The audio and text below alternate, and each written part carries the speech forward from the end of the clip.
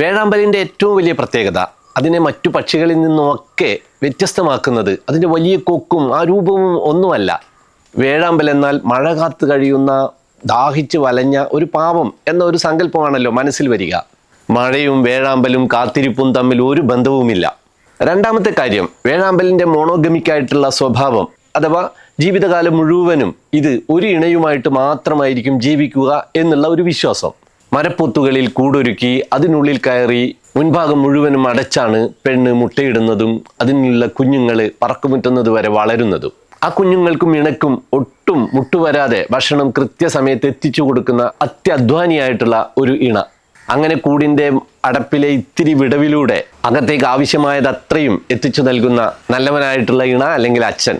ഇതുമാത്രമല്ല, മറ്റൊരു പക്ഷിയെ കണ്ടാലും ചഞ്ചലനാകാതെ ധാർമ്മിക മൂർത്തിയായിട്ടുള്ള ഒരു ആണ്.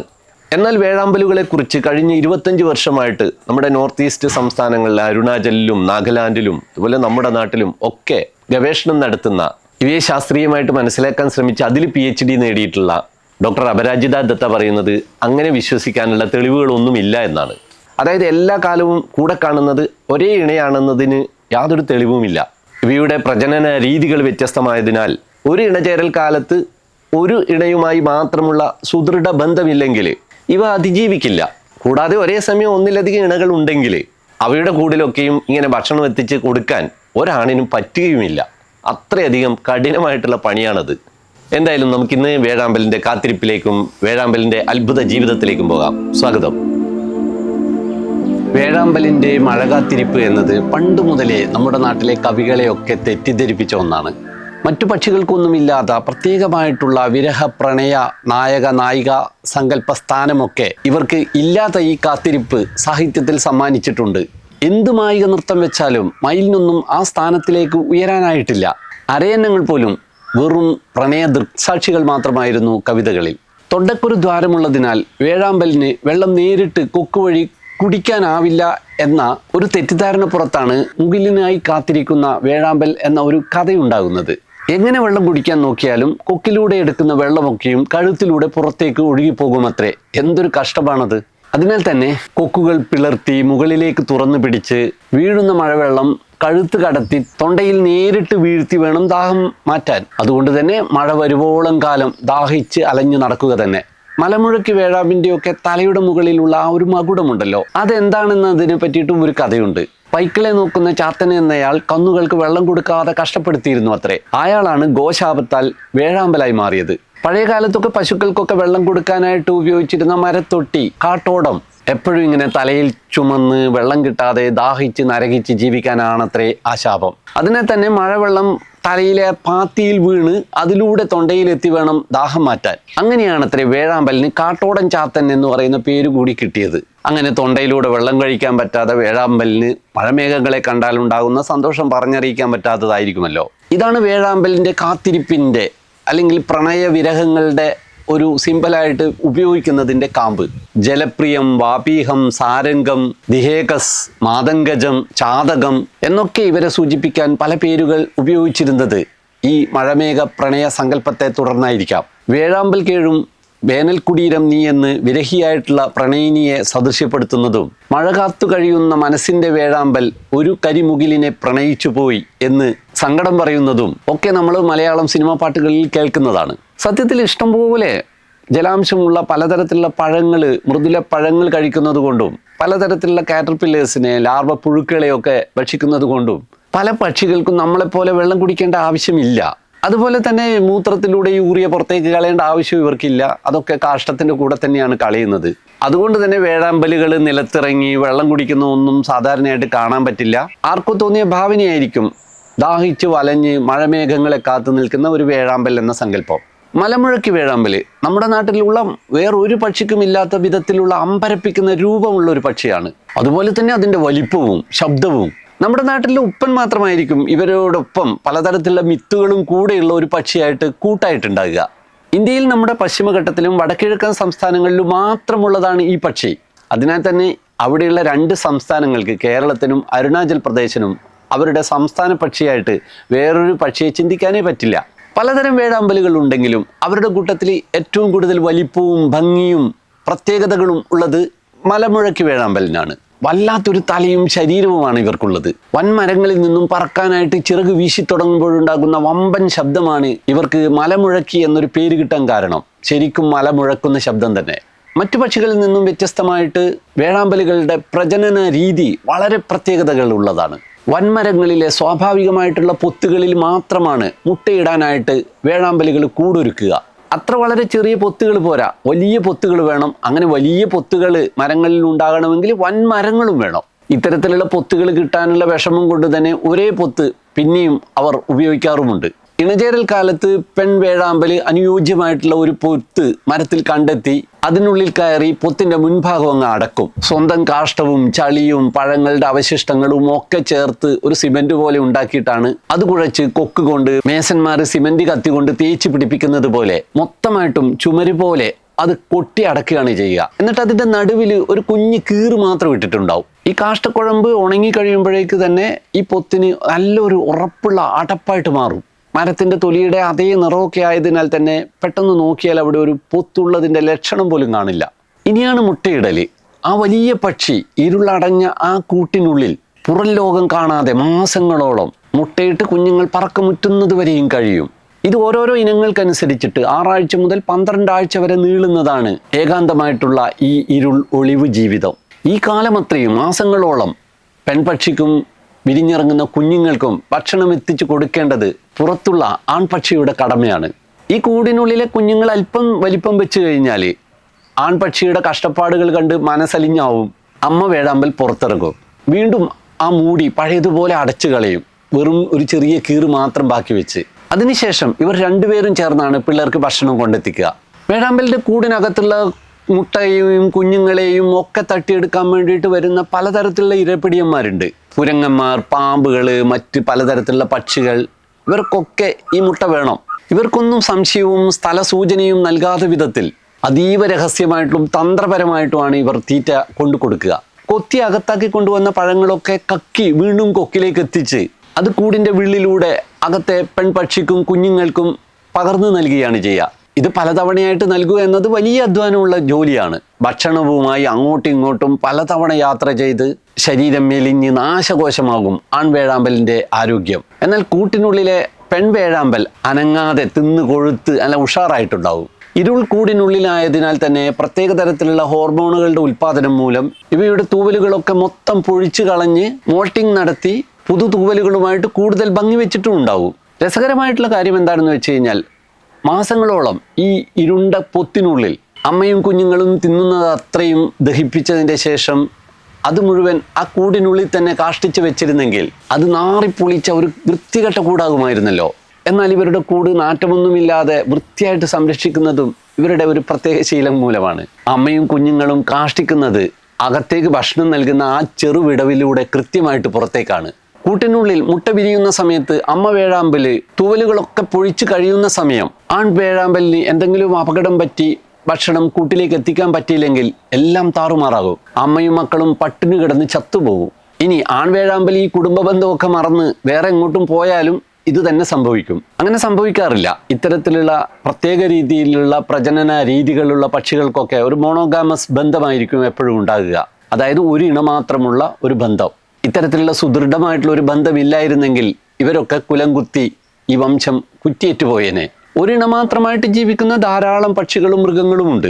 പ്രത്യേക തരത്തിലുള്ള പ്രജനന രീതികളൊക്കെ പിന്തുടരുന്ന പക്ഷികൾക്കാണ് ഇത്തരത്തിലുള്ള ഒരു മോണോഗാമസ് ബന്ധം പരിണാമപരമായിട്ട് ഉരുത്തിരിഞ്ഞത്. വലിയ മരപ്പൊത്തുകളിൽ മുട്ടയിട്ട് ഇങ്ങനെ കുഞ്ഞുങ്ങളെ വിരിയിക്കാൻ ശ്രമിക്കുമ്പോൾ കൂമന്മാരുടെയും കുരങ്ങന്മാരുടെയും പാമ്പുകളുടെയും കയ്യിൽപ്പെടാതെ അവയെ സംരക്ഷിക്കാനായിട്ട് കാവിലിരിക്കുകയും ഒളിവിലുള്ള കൂടിനെയും കുഞ്ഞിനെയും ഇണയെയും ഒക്കെ സംരക്ഷിക്കാനായിട്ട് ശ്രദ്ധിക്കുകയും അവർക്ക് ഭക്ഷണം എത്തിക്കാനുള്ള അധ്വാനവും ഒക്കെ ആവശ്യമായതിനാൽ തന്നെയാണ് ഇത്തരത്തിലുള്ള ഏക ഇണ സ്വഭാവം ഇവരിൽ ഉരുത്തിരിഞ്ഞത്. ഇതുപോലെ അത്ഭുതകരമായിട്ടുള്ള ഇണജീവിതം നയിക്കുന്നവരാണ് ആന്റാർട്ടിക്കയിലുള്ള ചക്രവർത്തി പെൻഗ്വിനുകൾ. അവരും ജീവിതത്തിൽ ഒരു ഇണ മാത്രമുള്ള പക്ഷികളാണ്. മുട്ടക്ക് അട നിൽക്കുന്നത് ആൺപക്ഷികളാണ്. ഇവരിലൊക്കെ ഈ മോണോഗാമസ് സ്വഭാവം ഇല്ലായിരുന്നെങ്കിൽ ഇവരുടെ കുഞ്ഞുങ്ങൾ അതിജീവിക്കാനുള്ള സാധ്യത വളരെ കുറവായിരുന്നു. ഹോൺബിൽ എന്നാണല്ലോ വേഴാമ്പലിന് ഇംഗ്ലീഷിലുള്ള പേര്. ബുസറോറ്റിയുടെ കുടുംബത്തിൽപ്പെട്ട ഈ പക്ഷികളിൽ പലതിനും വളരെ മനോഹരമായിട്ടുള്ള തിളങ്ങുന്ന വളഞ്ഞ കൊക്കുകൾ ഉണ്ടാവും. ചിലതിന് മേൽക്കൊക്കിന് മുകളിൽ ഒരു മകുടവും ഉണ്ടാവും. കഴുത്തിലെ 1-2 കശേരുക്കൾ ആക്സിസും അറ്റ്ലസും ഒന്നിച്ചു ചേർന്ന് ഫ്യൂസ് ചെയ്തിട്ടുള്ള തരത്തിലുള്ള ഏക പക്ഷി ഇവരാണ്. അതിനാലാണ് ഇവരുടെ ഈ കഴുത്തിന് ഈ വമ്പൻ കൊക്കുള്ള ഈ തല ഇങ്ങനെ താങ്ങി നിർത്താൻ പറ്റുന്നത്. കൂടാതെ ഈ വലിപ്പം കൂടിയ ചുണ്ടുകളാണ് ഇവരുടെ പറക്കലിന് ബാലൻസും നൽകുന്നത്. തൂവൽ വൃത്തിയാക്കുന്നതിനും കൂടൊരുക്കുന്നതിനും ഭക്ഷണം ശേഖരിക്കുന്നതിനും ഇര പിടിക്കാനും കൂട്ടിലുള്ളവർക്ക് ഭക്ഷണം കൃത്യമായിട്ട് നൽകാനും ഒക്കെ ഈ കൊക്ക് സഹായിക്കുന്നുണ്ട്. ചുണ്ടിന് മുകളിലെ ഈ മകുടം ചില ഇനങ്ങൾക്ക് പ്രത്യേകമായിട്ടുള്ള ഉപകാരങ്ങളൊന്നും ചെയ്യാതെ ചുണ്ടിന് മൊത്തമായിട്ടുള്ള കരുത്ത് നൽകൽ മാത്രമേ ചെയ്യുന്നുള്ളൂ എന്നും കരുതപ്പെടുന്നു. എന്നാൽ ചില ഇനങ്ങൾക്ക് അസ്ഥി കൊണ്ട് പണിത് ഉറപ്പ് കൂട്ടിയിരിക്കുന്ന ഈ മകുടത്തിലെ ദ്വാരങ്ങൾ ശബ്ദം കൂടുതൽ അനുരണനം ചെയ്യാൻ വേണ്ടിയിട്ട് സഹായിക്കുന്നു എന്നാണ് കരുതുന്നത്. ഏറ്റവും രസമുള്ള കാര്യം ഇവയുടെ കണ്ണുകൾക്ക് സൺഷെയ്ഡായിട്ട് പ്രവർത്തിക്കുന്ന ഇമകൾ, നമ്മുടെയൊക്കെ കൺപീലികൾ പോലെയുള്ള ഇമകളുണ്ട് എന്നുള്ളതാണ്. ഇവയുടെ കാലുകളിൽ മുന്നോട്ട് ചൂണ്ടി നിൽക്കുന്ന 3 വിരലുകളും നെടുനീളത്തിൽ പരസ്പരം ഒട്ടിച്ചേർന്നതുപോലെയുള്ളതിനാൽ നമ്മുടെ പാദം പോലെ പരന്നിട്ടാണ്. Indian ഉപഭൂഖണ്ഡത്തിൽ 10 species വേഴാമ്പലുകളുണ്ട്. അതിൽ 9 ഇനങ്ങളും ഇന്ത്യയിലും സമീപ പ്രദേശങ്ങളിലുമാണ് ഉള്ളത്. എന്നാൽ ശ്രീലങ്കൻ ചാരവേഴാമ്പൽ, ശ്രീലങ്കൻ ഗ്രേ ഹോൺബിൽ അവിടെ മാത്രമുള്ളതാണ്. മിശ്രഭോജികളായിട്ടുള്ള വേഴാമ്പലുകൾ പഴങ്ങൾ, പ്രാണികൾ, പലതരത്തിലുള്ള ഗൗളികൾ, ചെറുസസ്തനികൾ എന്നിവയൊക്കെ ഭക്ഷണമാക്കും. എന്നാൽ ഇവരുടെ വളരെ കുഞ്ഞൻ നാവ് കൊണ്ട് ഈ വളരെ വലിയ ചുണ്ടിനുള്ളിൽ വലിയ സഹായമൊന്നും ചെയ്യാനില്ല. അതിനെ തന്നെ ഇവരുടെ ഭക്ഷണം കഴിക്കലും ഒരു രജനി സ്റ്റൈലിലാണെന്ന് പറയാം.